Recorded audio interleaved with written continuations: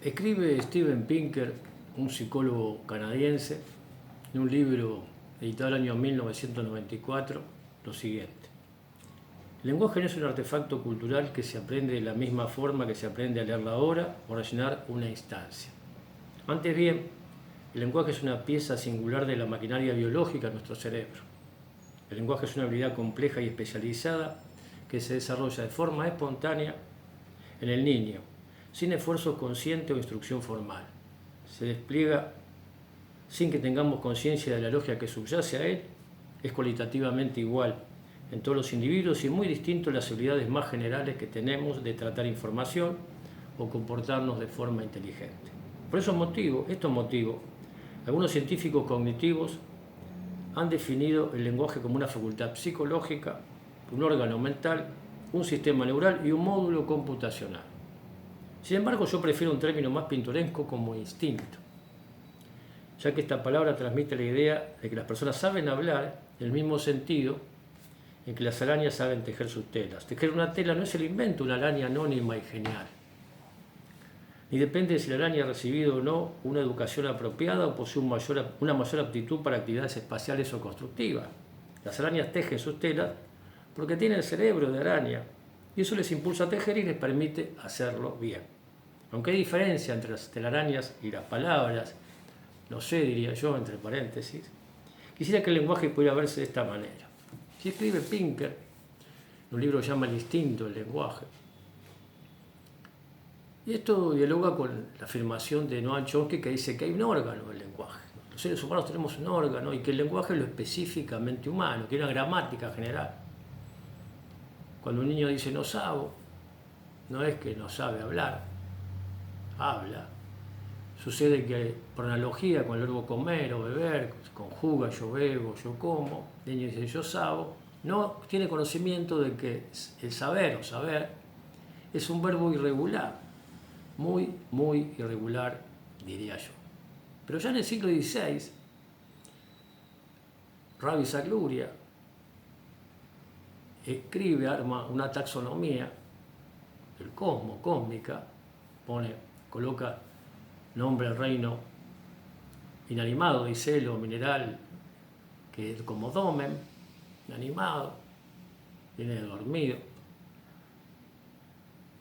El reino vegetal, someach, el reino animal vivo, hay, dice el hebreo, y el ser humano es el medaber, el parlante, se traduce, parlante puede ser aquel que repite. Escribió en su Psicología del Desarrollo Evolutiva Jean Piaget que los seres humanos que habitamos el lenguaje repetimos primero palabras, hasta luego acceder al pensamiento formal, acceder a abstracciones, crear ficciones, mitos. Entonces el parlante puede repetir lo que otros dicen o acceder a las propias palabras. Quizá la posibilidad de narrar, escribir, informar. El grado más alto que tiene que ver con esto, que el lenguaje es lo específicamente humano, es plantear preguntas, hacernos preguntas. En hebreo el término deseo, tengo acá que escribí a propósito, mishalá es un término para decir deseo, está conformado por el término shalá, que es pregunta, shalá, y la mem, que es un afijo, que es quien pregunta, desea. Y se plantea preguntas, tiene deseo de conocer.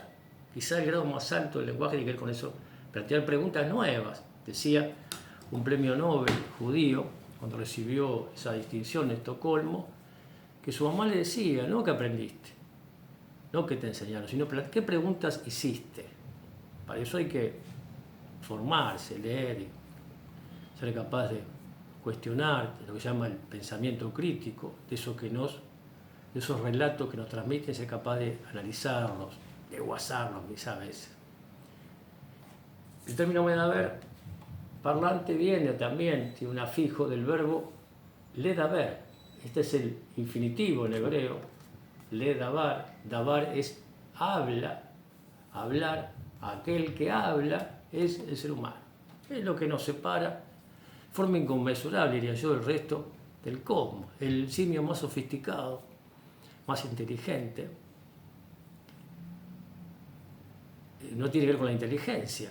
Otra vez, cualitativamente, todos tenemos la posibilidad, en potencia, la posibilidad de hablar.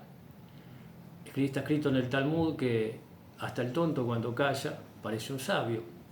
Quizá, seguramente, conquistar este impulso, este instinto, dice Pinker, de hablar, el silencio, escribió Shlomo Ben Gabirol hace 1000 años, del siglo XI, es el primer paso de la sabiduría.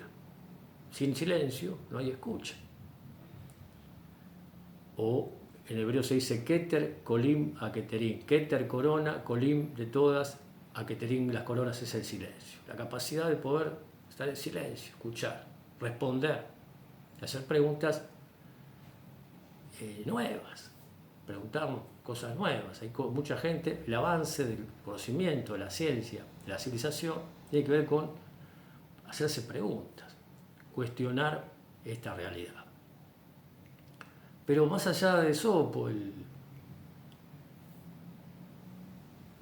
el pseudo, se cuestiona la historicidad, la realidad histórica del esclavo griego que escribió sus fábulas y hacia los animales. El cosmos no habla. Nosotros tenemos, la realidad humana es lingüística. La capacidad es, otra vez, de sobre todo hacer preguntas, de informar, de argumentar,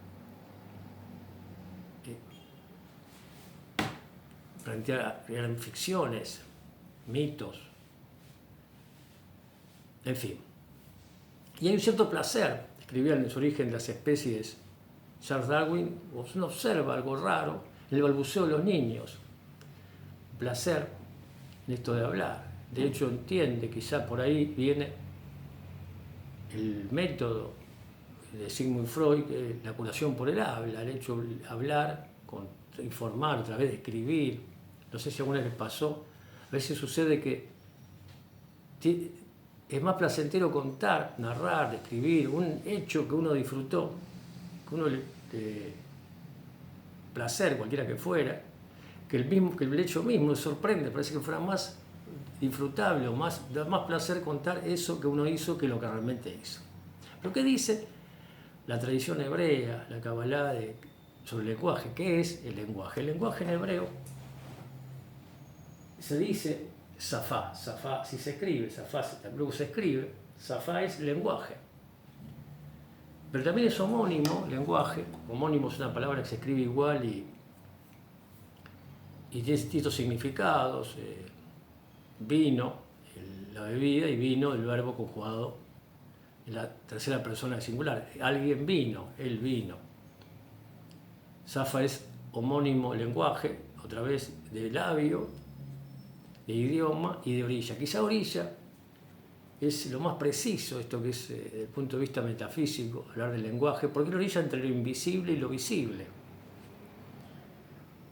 Hacer visible, decía Paul Klee, la pintura no es que muestra lo que está, sino que hace visible también. El pintor debería mostrar algo que no se ve. Y el lenguaje hace visible eso invisible. Sería decir, habla otra vez lo metafísico, lo ontológico, las cualidades inherentes a ese ente y también las posibilidades de ese ente. Y voy a dar un ejemplo de muchos que hay. Se le pide a Adán en Bereshit, Génesis, que nombre. Likrot, en hebreo el verbo nombrar, o encontrar, ir al encuentro también. Dialoga con el verbo eureka, con la eureka, ese lo encontré, yo encontré, y grita, exclama Arquímedes cuando está en esa tina. Likrot, de encontrar, nombrar, lo ontológico de cada una de las criaturas que él se hace, que le pide, él, que crea Hashem, que nombre. Por ejemplo, Caleb en hebreo es perro, pero perro, morfológicamente peculiar, perro, el término, como separar cada uno de los términos, col, todo, perro es todo, col, lev, corazón. Y si uno conoce al perro más allá de la distinta raza, reconoce desde el punto de vista físico, desde el punto de vista ontológico, la entidad es el animal la lealtad, el perro, es el mejor amigo del ser humano. Entonces va al hueso, el lenguaje es orilla, nos muestra, o nos dice, más que mostrarnos, lo que la entidad refiere. Pero sí, todas las palabras en hebreo, las abstractas, uno dice de amor, justicia, libertad, felicidad. Todas esas palabras que son abstractas y que cada uno quizá define, y esta parte la base, quizá también idioma. Decía Chomsky que aunque habitemos la misma lengua, el español en nuestro caso, hablamos distintos idiomas porque todos no entendemos o no definimos ese término de la misma manera.